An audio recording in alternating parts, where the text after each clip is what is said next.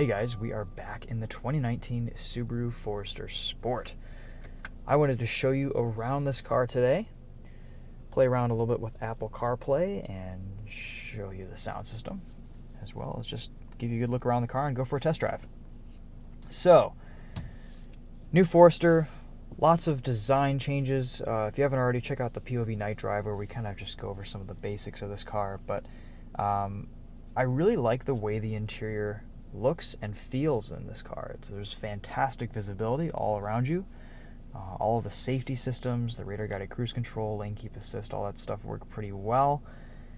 And this is just a very nice, comfortable family vehicle. It's not as sporty as the name or look would suggest, but it's very roomy, very practical, and it's been really easy to live with and nice to drive this week.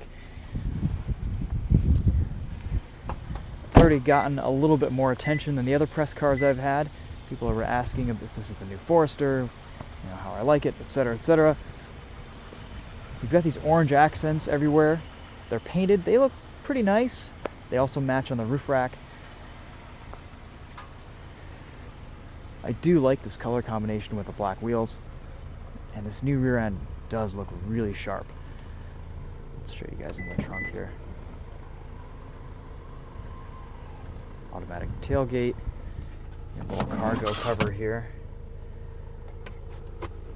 There's a spare tire under there somewhere. I like these compartments to put things and hide them. Loading height is a little bit higher, but you fold the seats down, and this is such a tall opening here that you could fit plenty of things back here.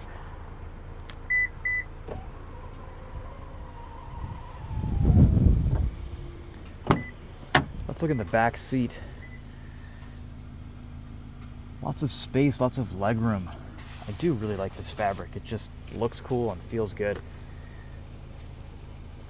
Little sport tag on the doors here. Back seats are really easy to get into. I barely have to duck my head. Ingress and egress is an absolute breeze.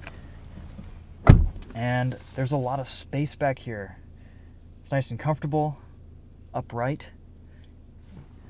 Same thing in the back as with the front. Really good visibility. Very open, airy greenhouse in here. You have a little armrest with cup holders. Very comfy. Multiple compartments in the back seats. Not a lot of cars have all these compartments anymore. Put maps, various adventure themed items. A couple 2.1 amp USB charge ports. Yeah, I'm digging the looks of this Forester Sport. So easy to get in and out of. Probably one of the best ingress egresses of any new car on sale today.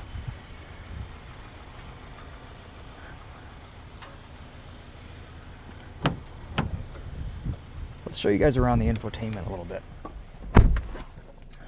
Close the sunroof because it's a little bit hard to see. So the touchscreen is pretty responsive. You have all of your radio and app controls in here. Luckily, climate controls are still button operated. And let's go into Apple CarPlay. So all your standard apps. Play you some music here.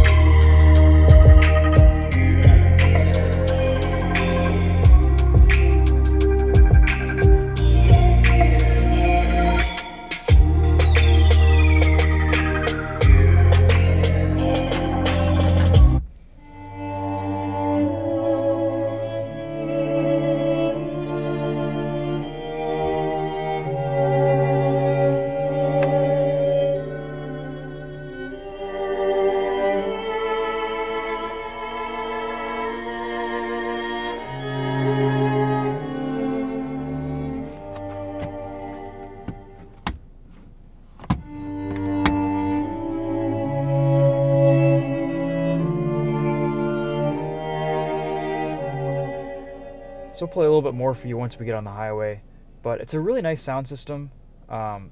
This Harman Kardon, it's got nice bass, really nice clear trebles. It's a good unit. It's powerful. It feels really good. The only thing is there's a little bit of wind noise in this Forester. Part of that is probably due to the roof rack and just a little extra wind resistance from up there. So it's a little bit noisier on the highway, and it's a particularly windy day today here in Michigan. But we'll show you what it sounds like on the highway a little bit later. Overall, lots of great features. Nice safety tech that kind of monitors your attention and all that good stuff. You go into Google Maps, pretty standard Apple CarPlay stuff. Waze looks nice. Sometimes it's not as responsive as I would like, but it does the job. All right, so let's show you guys the reverse camera here too. We have nice turning lines there that predict where we're going to go. Great turning radius from the Subaru Forester. For an all-wheel drive car, it's really tight. It's awesome.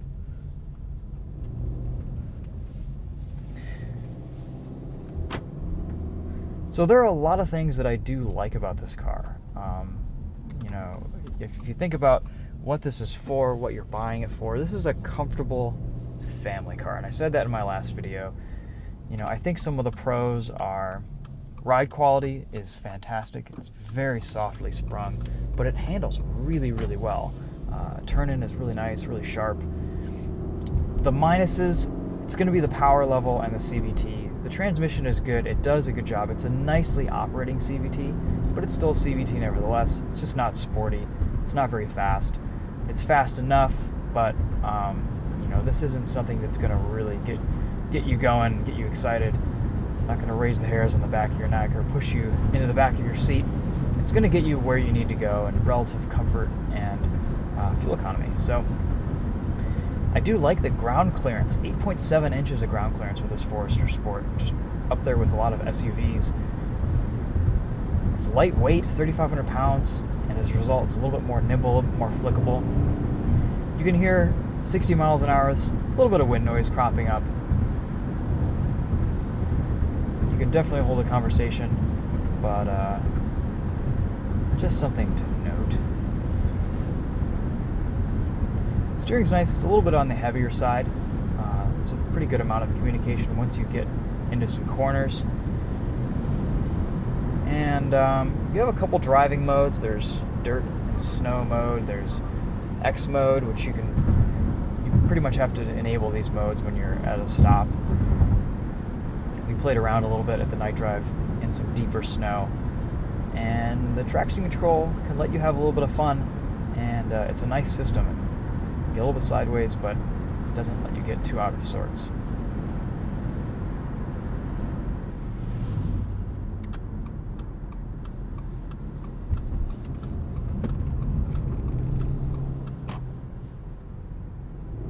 The seats are pretty well bolstered too.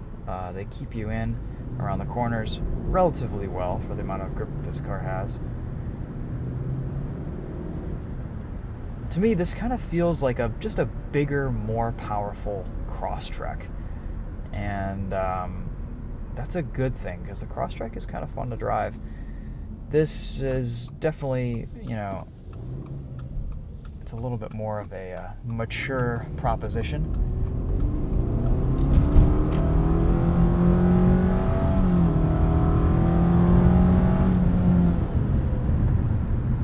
You can hear those simulated shifts.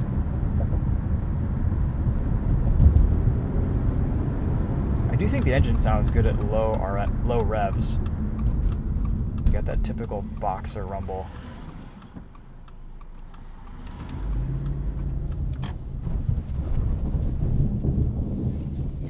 Suspension does get a little bit stiff over larger bumps if you're doing some off-roading or just slightly bumpier terrain. It's not as smooth as it is on-road.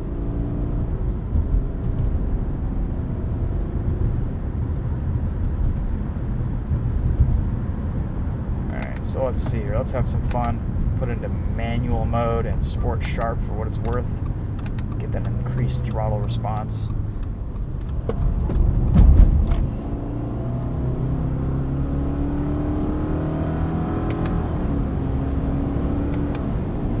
For a CVT, it's pretty darn good.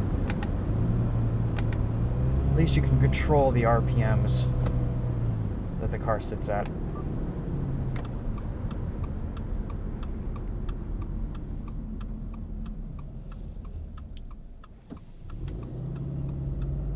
Alright, let's do a little bit of a brake test here now that we've got a straightaway. Get it up to 60 miles an hour.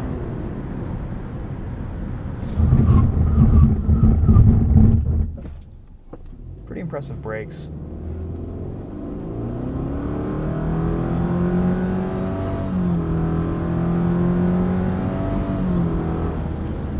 Again, acceleration is ample, but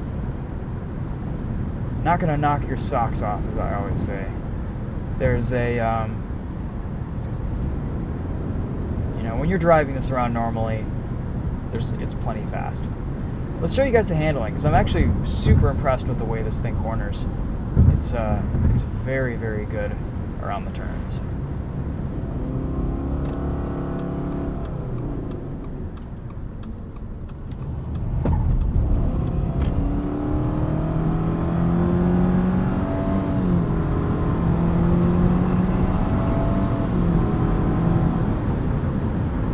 There's a little bit of body roll, but once it sets in, it really grips. There's so much suspension travel that it even has a good amount of grip over bumpy surfaces.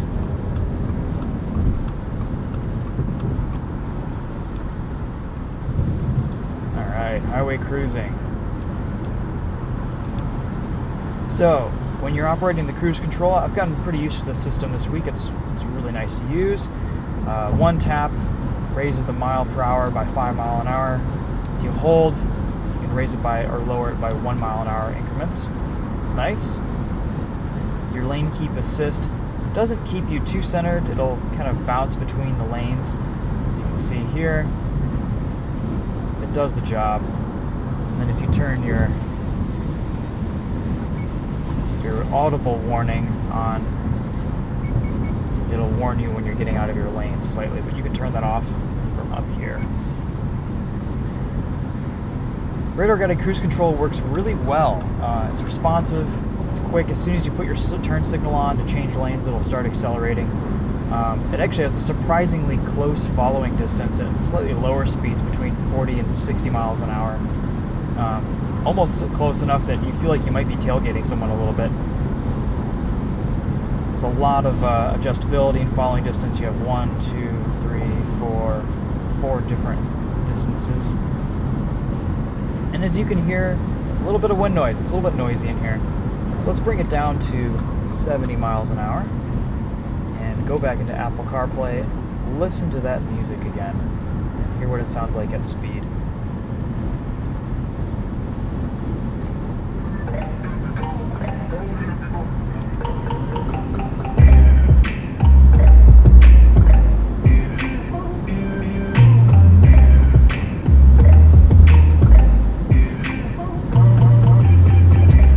Nice clear sound system. No speaker rattles. Well tuned.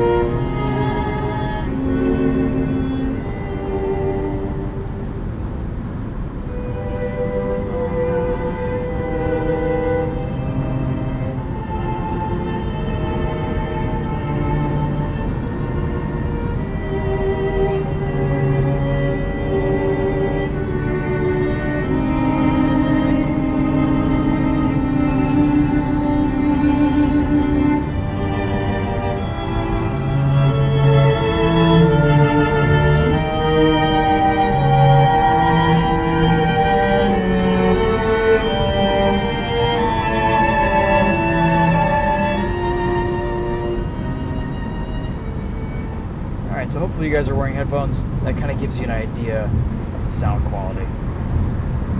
So how can I sum this Forester Sport up?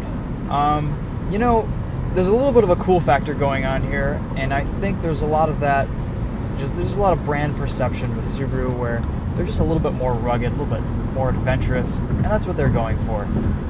This definitely isn't as sporty feeling from a power and engine and drivetrain standpoint, but handling is really good.